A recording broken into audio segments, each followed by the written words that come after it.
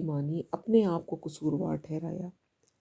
تو یہاں سے ہمیں پتہ کیا چلا کہ اللہ سے گمان اچھا رکھنا ہے، شیطان کو اپنے اوپر حاوی نہیں ہونے دینا، کیونکہ شیطان ایسی مشکل کے حالات میں انسان کو اللہ سے بدگمان کرتا ہے۔ شیطان ایمان کا چور ہے، تو اس لیے ہمیں اللہ سے کبھی بھی بدگمان نہیں ہونا چاہیے اور اللہ سے دعائیں مانگتے رہنا چاہیے۔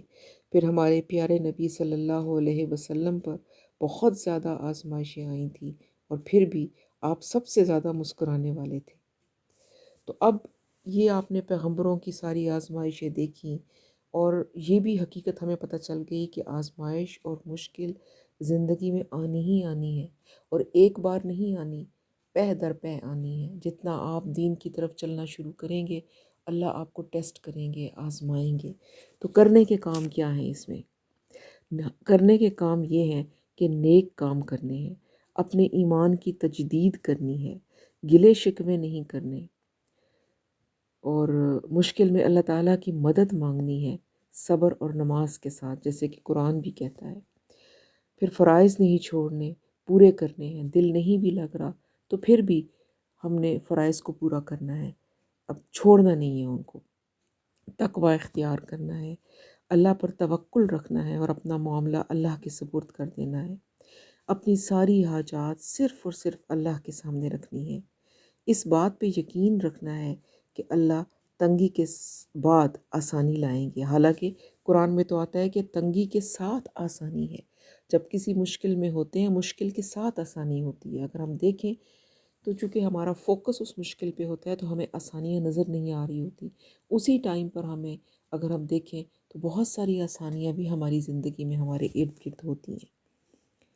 اور یہ یقین رکھنا ہے کہ آسانی بہت جلد آئے گی، اور یہ آزمائش اور تکلیف جو ہے یہ دور ہو جائے گی، اور یہ تکلیف کا جو وقت ہے جو ہم گزارتے ہیں یہ ہمارے لیے ایک عبادت ہے، کیونکہ اس وقت کو زیادہ سے زیادہ انسان عبادت میں گزارتا ہے۔ جب اللہ کی طرف سے کوئی مشکل آتی ہے تو انسان اللہ ہی کی طرف رجوع کرتا ہے، عبادت کرتا ہے، تہجد پڑھتا ہے۔ اگر ہم غور کریں، ہمارے تہجد کا وقت کی نمازیں اس وقت زیادہ ہوتی ہیں جب کسی مشکل میں انسان گھرا ہوا ہوتا ہے۔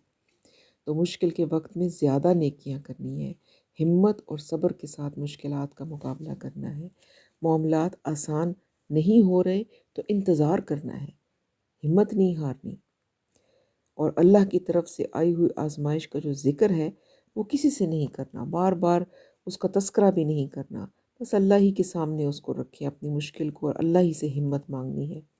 دعاؤں کی کثرت کرنی ہے، ذکر کی کثرت کرنی ہے، زیادہ سے زیادہ استغفار کرنا ہے۔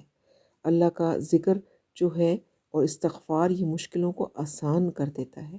جو مشکل ہمیں بہت بڑی لگ رہی ہوتی ہے اس میں سے ہم پھر یوں گزر جاتے ہیں جب اللہ ہاتھ پکڑ لیتے ہیں کہ پتہ بھی نہیں چلتا۔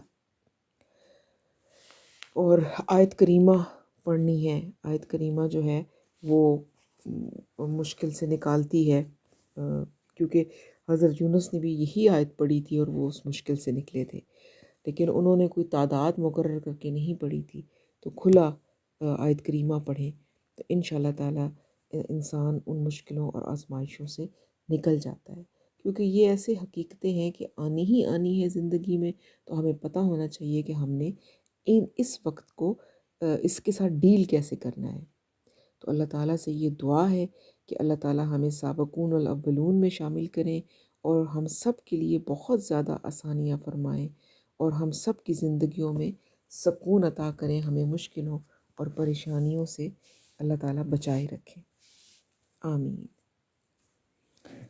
چلیں، آج کی بات تھوڑی سی لمبی ہو گئی ہے، تو اب میں نے ٹائم دیکھا ہے تو مجھے اندازہ ہوا ہے اب اپنا لیسن سٹارٹ کرتے ہیں۔ سورۃ مائدہ آیت نمبر 55۔ اعوذ باللہ من الشیطان الرجیم، بسم اللہ الرحمن الرحیم۔ رب اشرح لی صدری ویسر لی امری واحلل عقدۃ من لسانی